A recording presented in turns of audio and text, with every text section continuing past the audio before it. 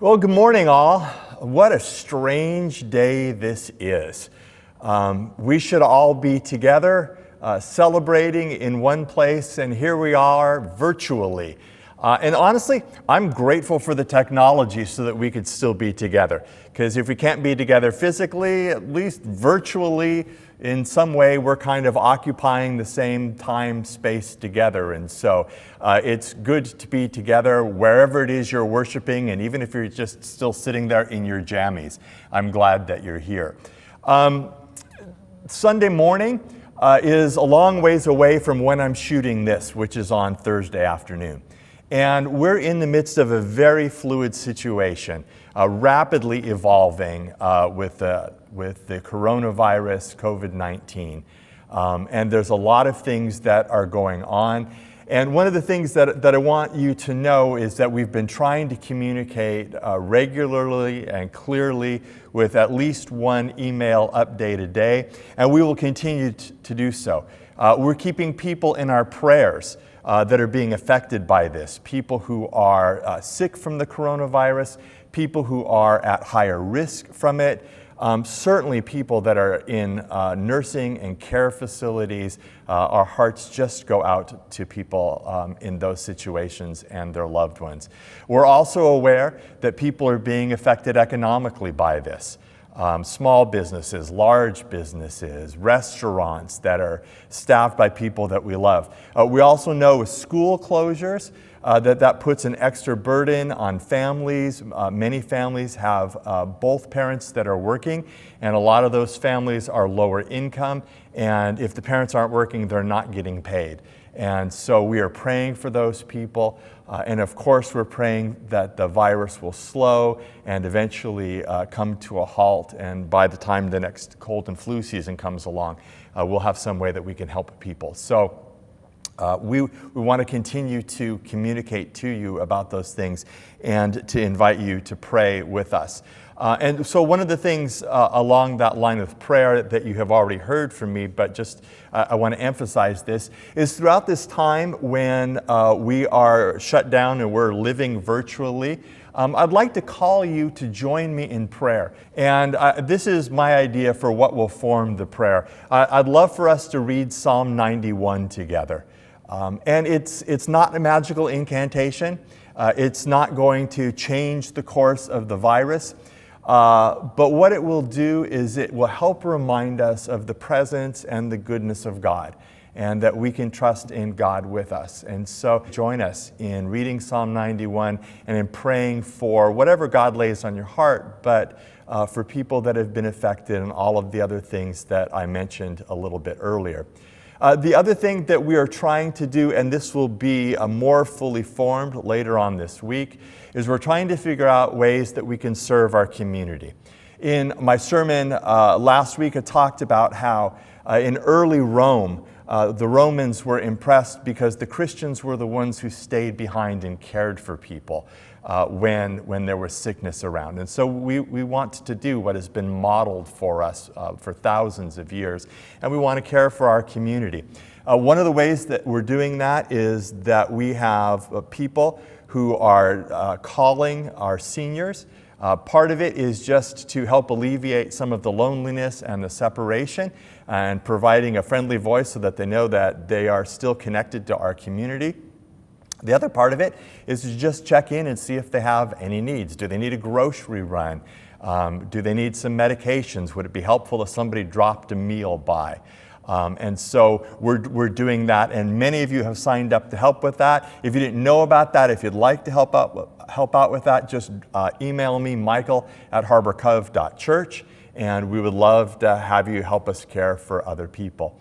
And then in the coming weeks, with the school closure looking like it will go until nearly the end of April, we're looking for ways that we can help serve families, because we know that's a long time to have your kids at home, and they will need some diversion, and we're looking at how we can responsibly use our facility and use our staff and the resources that we have in order to help families. So look for other things like that. And then, of course, if you've got some bright ideas, we're also open to any of those things, because we want to use the resources that we have to care for our people and to care for our community too. So that's just kind of an update of where we are in our response to COVID-19.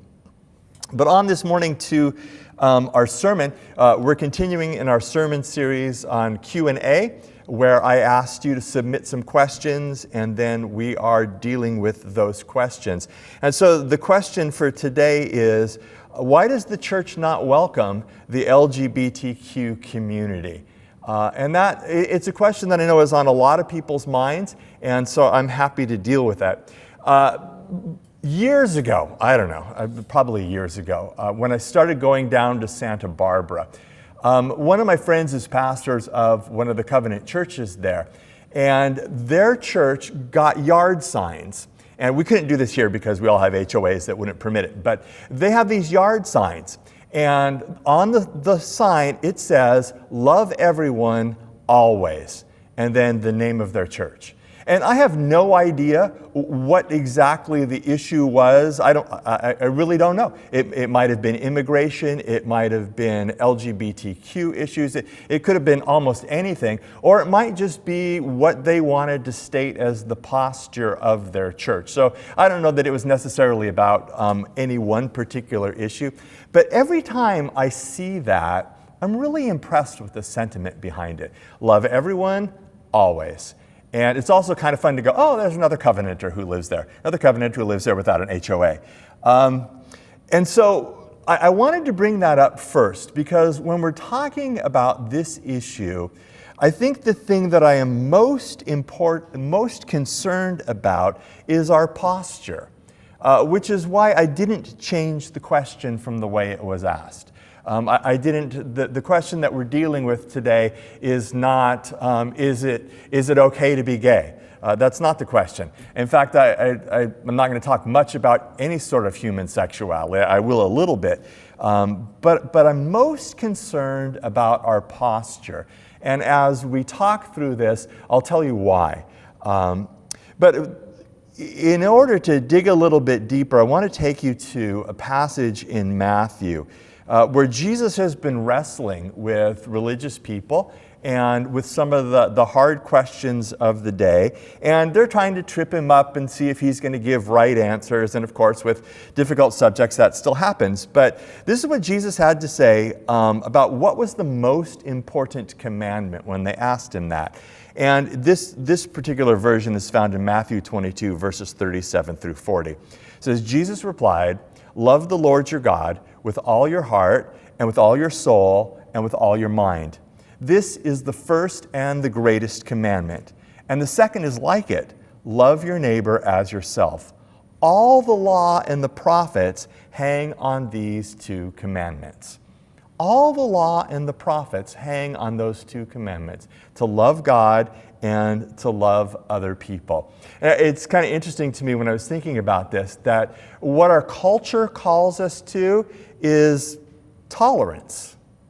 What Jesus calls us to is love.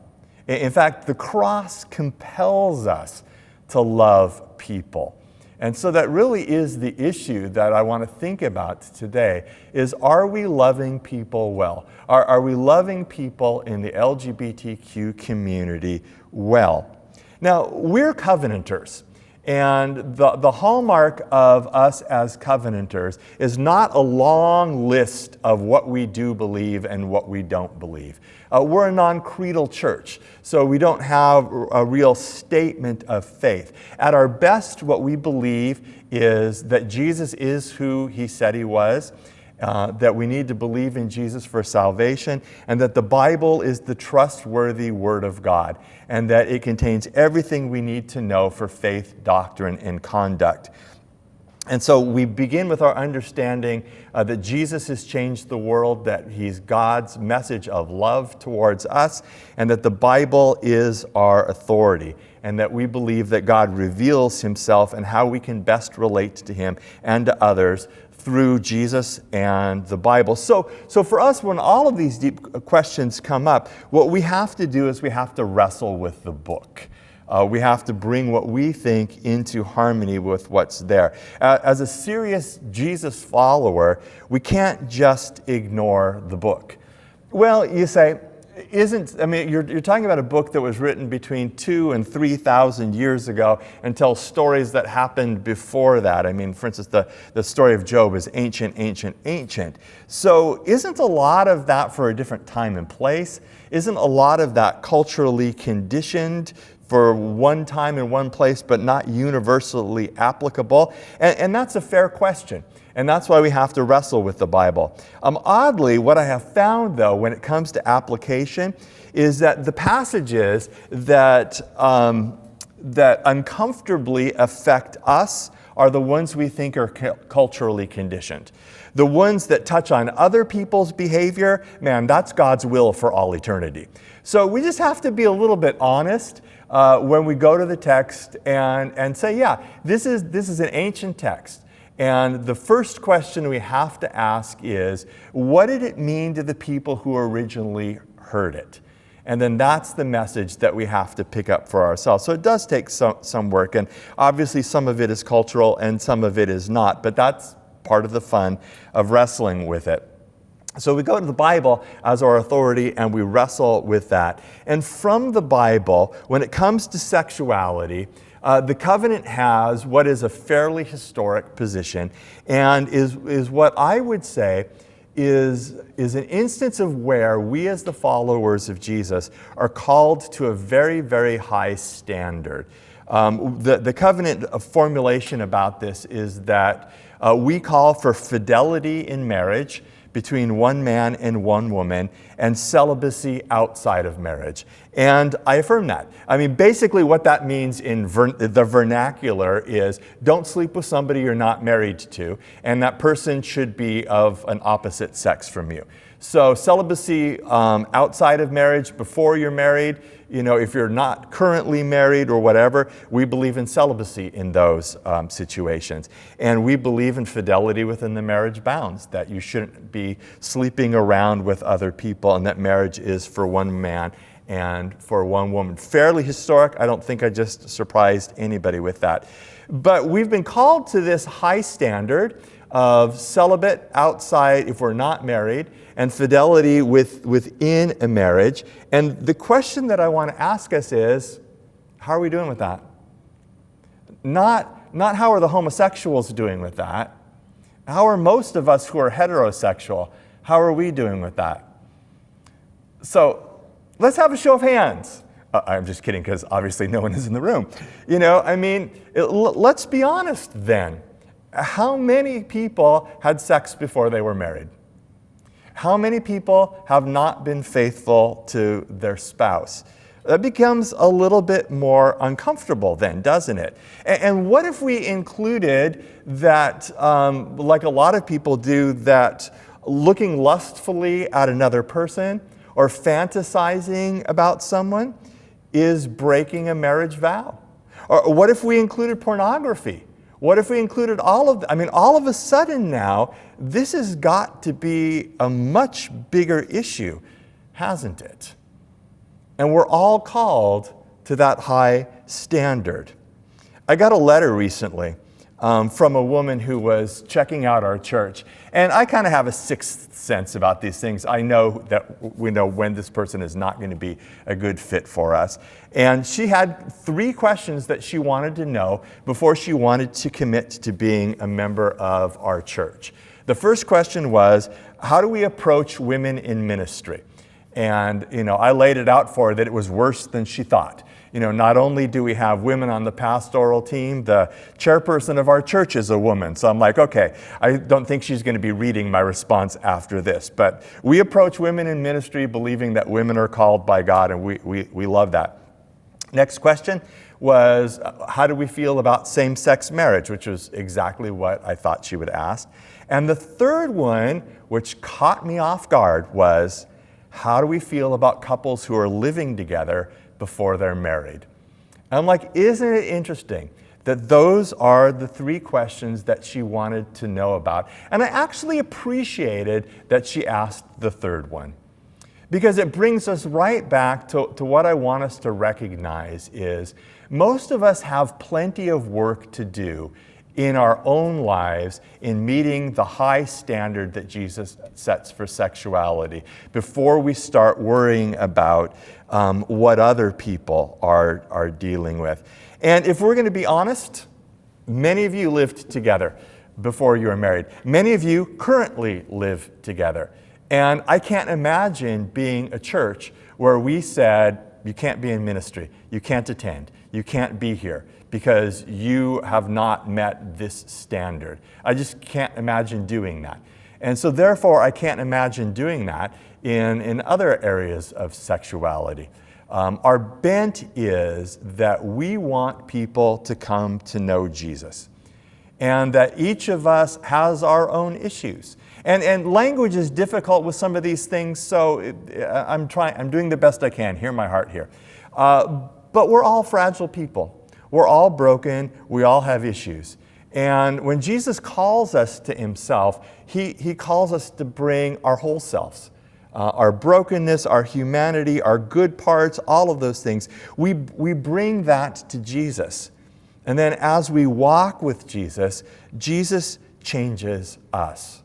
And so from wherever you are in life, sexuality, whatever, wherever you are in your life, Jesus calls us to him, and his call is, come as you are, but don't stay that way. Because what we want to do is to become more like Jesus. And the best guide for becoming more like Jesus is Jesus. And the longer I do this, the longer I'm in pastoral ministry, the longer I deal with people, the more I believe that my job isn't necessarily to set out a long list of do's and don'ts and rights and wrongs. It's not that I don't believe that there are rights and wrongs, I do. But I think my job is to get people to Jesus. And it's Jesus who's the healer. It's Jesus who changes people's lives. That's Jesus' job. It doesn't mean that we don't have community standards. We do. I just want us to be careful about how we apply our community standards, because some of the times the community standards that we would apply to others, we would not necessarily meet ourselves. Our fundamental understanding is that we're all human beings, that we are made in the image of God. And our primary identity is not Jew or Greek, male or female, slave or free, gay or straight. That is not the primary thing that defines us. We are all people that God loves, and we are all people that Jesus died for, and we have to start there. I have to look at people who are different than me, people who make different lifestyle choices, people who were raised differently or what have you. I have to look at them first and foremost as a bearer of the image of God. There are just so many instances in the Gospels where Jesus sees somebody and he doesn't see their sin, he doesn't see their condition, he just sees them. He sees a person in need of being loved, a person in need of being healed. I think about just even some of the titles in the Bible. You know, the woman taken in adultery, or, you know, the woman at the well who'd been married 5 times, and that's how people thought about them. Or even the leper. You know, this dude will be known forever as the leper, you know, because that's how people saw him. But Jesus didn't see a leper. Jesus didn't see a woman taken in adultery. Jesus didn't see a woman who'd been married 5 times or whatever. Jesus saw people in need, and Jesus entered into that need. I remember the very first sermon I ever preached in my homiletics class in seminary was in the late 80s, which sounds like a very long time ago. And it was in the middle of the AIDS epidemic. I mean, there was no cure, and AIDS was a death sentence at the time. And I preached on the passage of Jesus healing the leper. Jesus was the only one who was willing to reach out and touch the leper. And at that time, it was thought that all leprosy could be contracted by touching, and yet Jesus did, because Jesus didn't see the disease. Jesus only sees people who are broken, who are in need of being loved. And I think that Jesus calls us all to live up to his standard, his behavioral standard, and also his standard of loving other people. And love doesn't mean, let's be clear about this. Love doesn't mean condoning everything. Sometimes love means that you have to say hard things to people. It isn't just this whole, I take all of you uncritically. Sometimes you can't be a good friend unless you help people reflect critically on their lives. Sometimes it's not helpful to not want people to be different. And so love doesn't mean condoning. Love is basically just a posture. Love means caring enough to get people to Jesus. And I kind of see this progression. Jesus calls us to himself. We accept Jesus. There's this expectation of repentance. Repentance is to change, come as you are, but don't stay that way. We face the demands of the gospel, and we receive grace, and we change.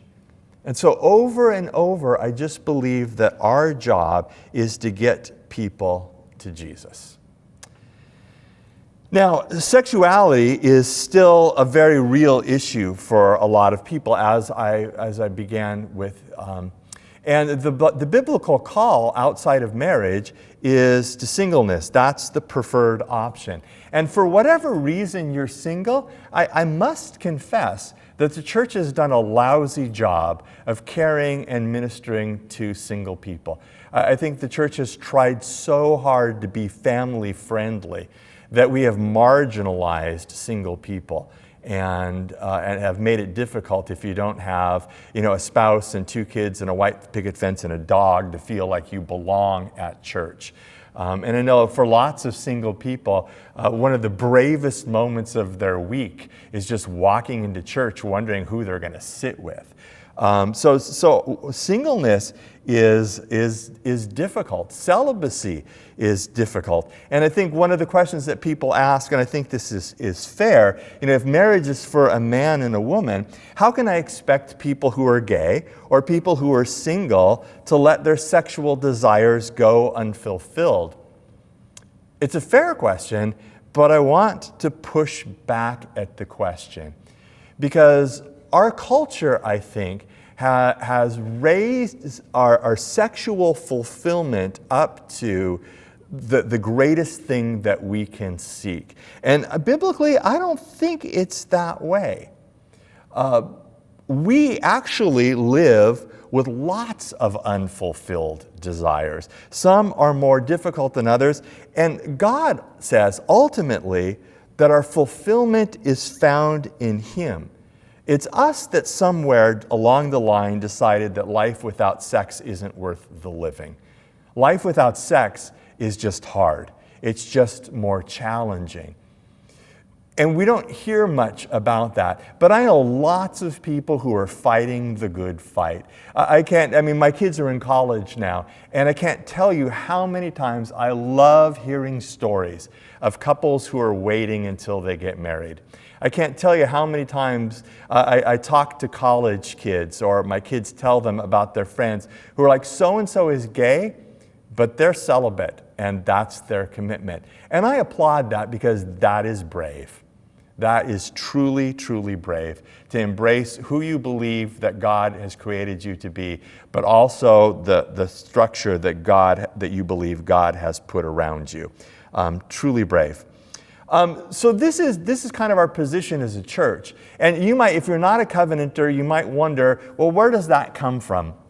The covenant church actually is very, very grassroots. It's not top down at all. And over the last couple of years, we have wrestled with issues around sexuality at our annual meeting. So the annual meeting happens once a year, and every church has the opportunity to send delegates to it, which we did and we do. And it's at that annual meeting that the whole church discerns the position of the church.